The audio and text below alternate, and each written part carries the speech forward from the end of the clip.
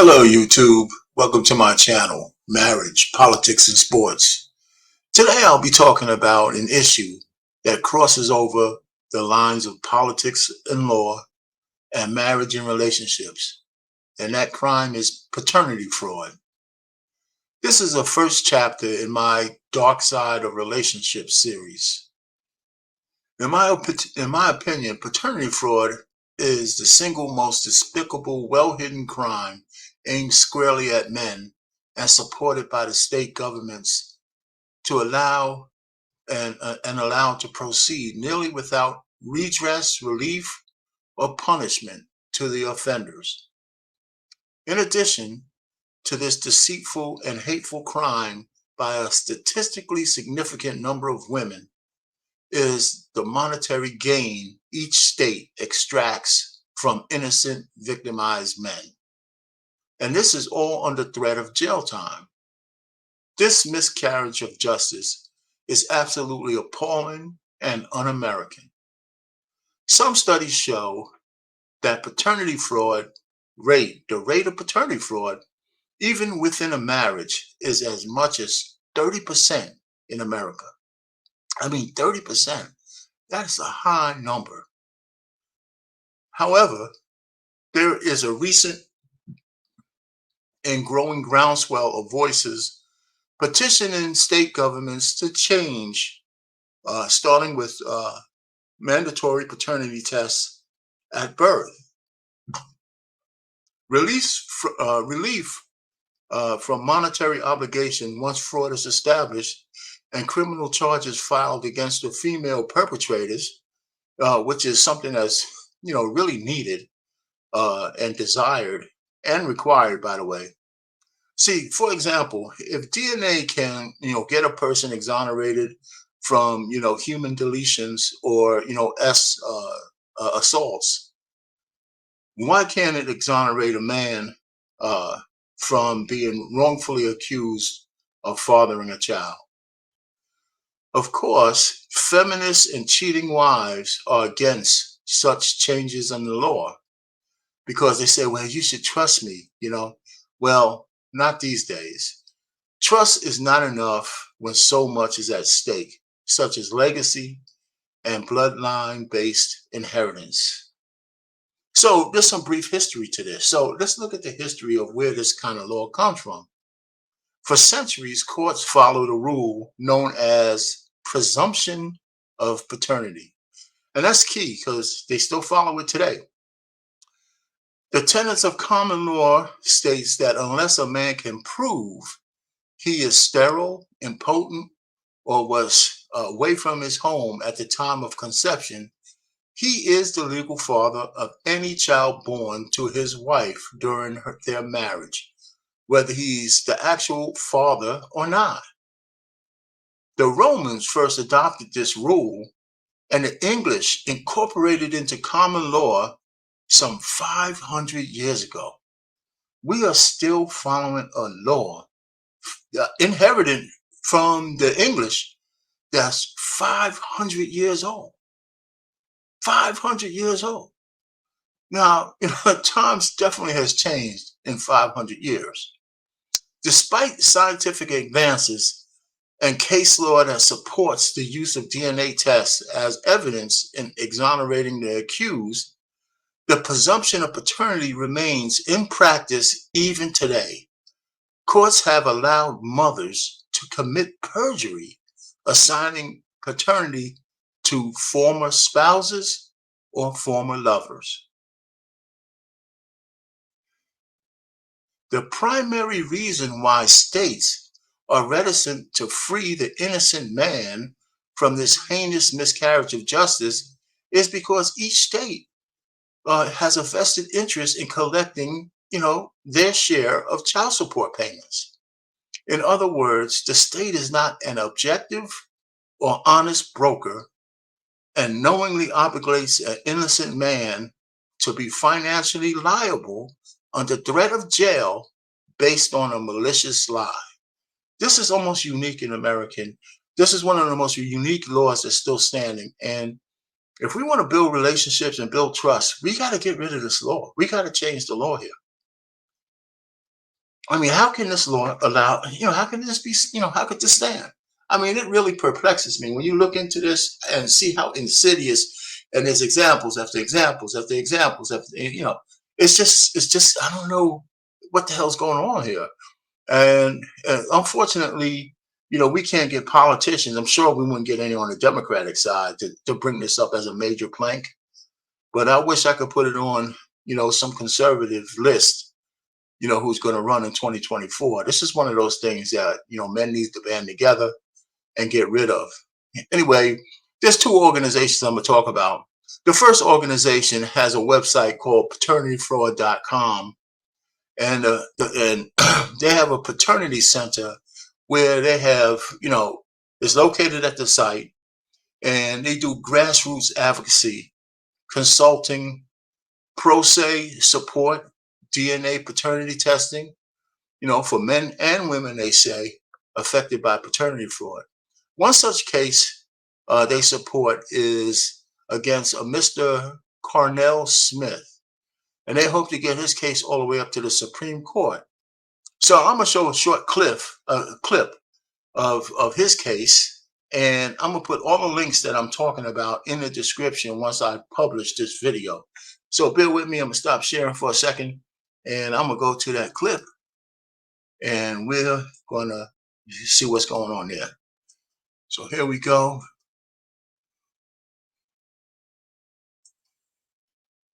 All right. Another surprising legal twist. Live in Decatur tonight, Ross Cabot, Channel 2 Action. The U.S. Supreme Court to hear his paternity suit. Carnell Smith said he paid child support for 10 years until DNA test revealed he is not the father. Still, DeKalb and Georgia courts have refused to overturn the child support order.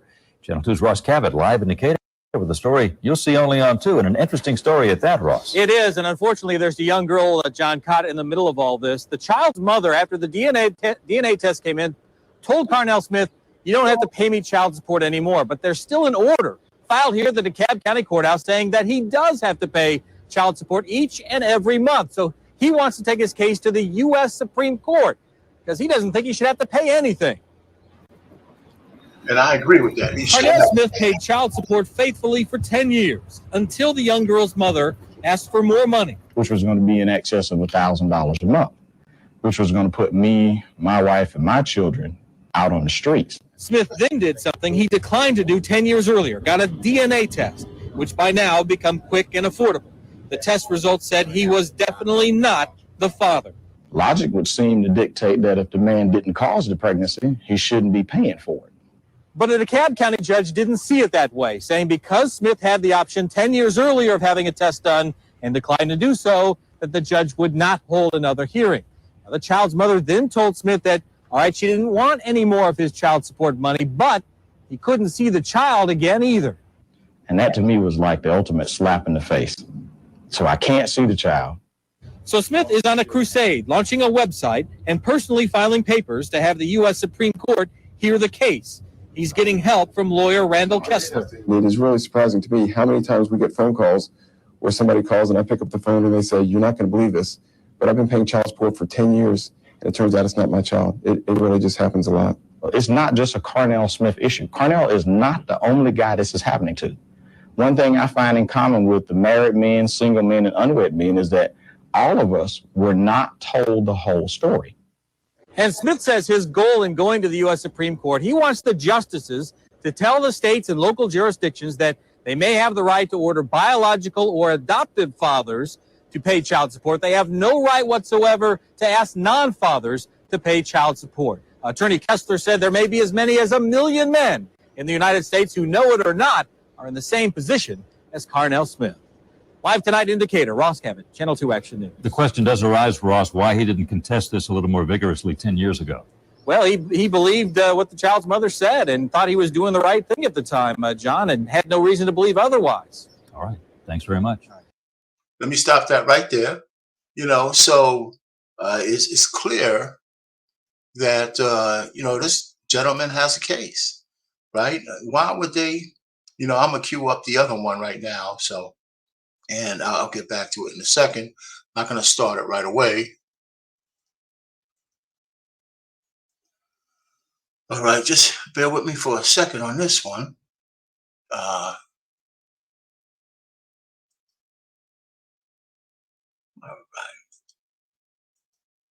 all right, so there's another organization.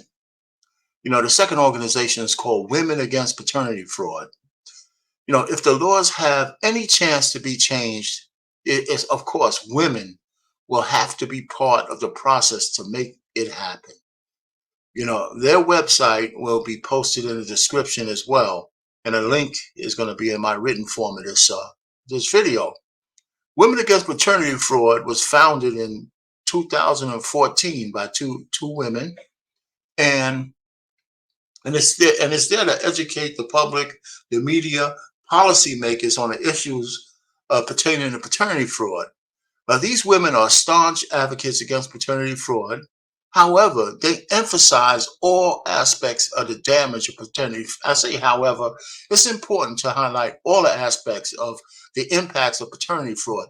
It's not just against the men, but being a man, I think that the crime against men is the most heinous.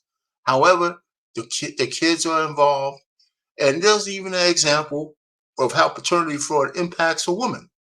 And I didn't, I thought that was strange, but I got a video clip, okay, about a married woman who claims to be a victim of paternity fraud. I'm gonna play that right now, so we can go ahead and just get that one rolling, and so we can see what's going on there. All right. I am a victim of paternity fraud myself.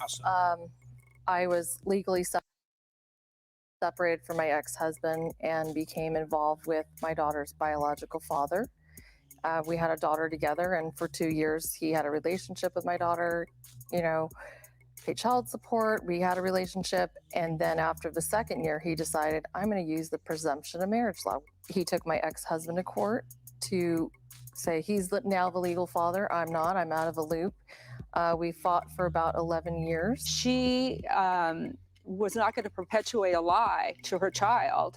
And because of that, now her child is actually fatherless. According to the state of California, her child has no father because she wouldn't pin the wrong man.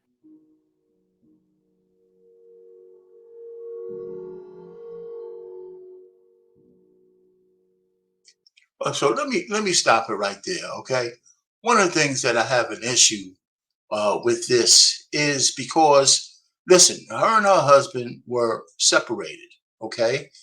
And it was a legal separation, but she chose to go and let a man shoot up the club and get pregnant while they're still legally married. Now, nobody starts out thinking about this presumption of paternity law. So I know she wasn't thinking about that. But she let a deadbeat shoot up the club, and then her innocent husband has to pay for her proclivities, right? So again, no matter, even if she's a victim, she's not a victim of paternity fraud to me. She's a victim of a jilted lover who cut out on her and abandoned her. But the husband, during that separation, has to pay for her proclivities and her sexual acts while she was separated from him. Maybe they were never going to get back together or whatever. So a separation means you can do whatever you want. But do you let some bum shoot up the club? And then now it comes back on the husband, and he's sitting there fat, dumb, and happy. And all of a sudden now he's paying child support for a kid that's not even his. So even though paternity fraud impacts everybody, the kid, the wife, or whatever, even in this case, she didn't intend to be a heinous criminal. She actually let a criminal shoot up the club who didn't want to take responsibility for his kid. And once again, the innocent man has to pay the bill under threat of jail. This is just absolutely heinous. How can that stand? So let me put it to you this way, okay? So the other thing that I have an issue with the women. I don't have an issue with the women against paternity fraud, but they don't advocate punishment for the women who commit this crime.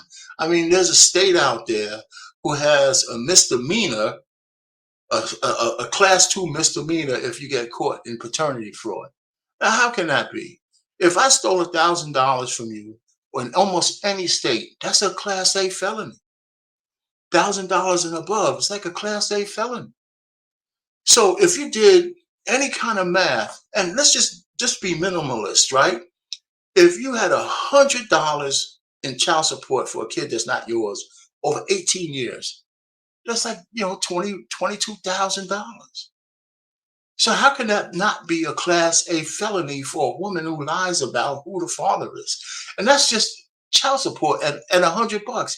Most people are paying $300, $400, $500 a month, right? So just extrapolate, you can pay $100,000 or so. And how could that just be a slap on the wrist to a lying person who's committing a crime? As a matter of fact, if they're writing documents calling you the father, it crosses state lines, it does this. Isn't that mail fraud? It's not just larceny for stealing. It's also, mail fraud, falsify. I mean, there's so many. I mean, they could trump up all kinds of charges against a woman who does this. And women are walking free doing this heinous act. It has to stop. It has to stop. So, finally, there's an age-old mantra, right? There's an age-old mantra called, happy wife, not happy wife, happy life. What's it called? There he is. Mama's baby, daddy's maybe. And we used to say that phrase as a joke, but this is not a joke. It's not a game. It has a real life implication and can be easily rectified by a simple DNA test that needs to be made a mandatory thing these days at the birth of a child. Statistics show, the new modern statistics show, including wives, they cheat nearly at the same rate, 25 to 30%, on their husbands as their husbands do. There's no difference. Now, they want equality. Women cheat as much, and maybe some people say more, than husbands. And then if you think about it, it makes sense, right?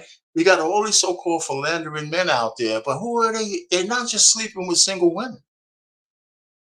So there's a lot of married women who cheat on their husbands. And then a lot of them are not, they're not protecting themselves, right? So they, letting guys shoot up the club, and then they're going to try to pin a kid on their husband. So I could put 100 examples of this out there, but I'm not going to do that. So in conclusion, as a public service announcement to any man out there who's in doubt of the paternity of your kid, if you have any doubts, you don't need the woman's permission in most states to get a DNA test, especially if you're already paying child support. If you have doubts, go get a DNA test. And if you really care, some guys might not care. If you want to know and you have some doubts, go get a DNA test. And then if you need to fight something out in court, then fight it out in court. But again, this is just the first chapter in my series of the dark side of relationships. And I got a couple other ones that I'm going to talk about. They might not come out in succession, but I'll get to them. The next one I want to talk about is the child support laws. Even in regular child support, when you can go to court where men are being misused. I might put out one on no-fault divorce. We got to get rid of that, rescind that.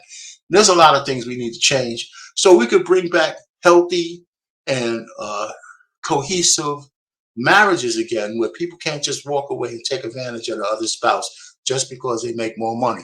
So our pain, marriage, politics, and sports, over and out. Well, one more thing. Make sure you like, share, and subscribe to my channel. And if you have comments, comment. Let's talk about it. All right. Later.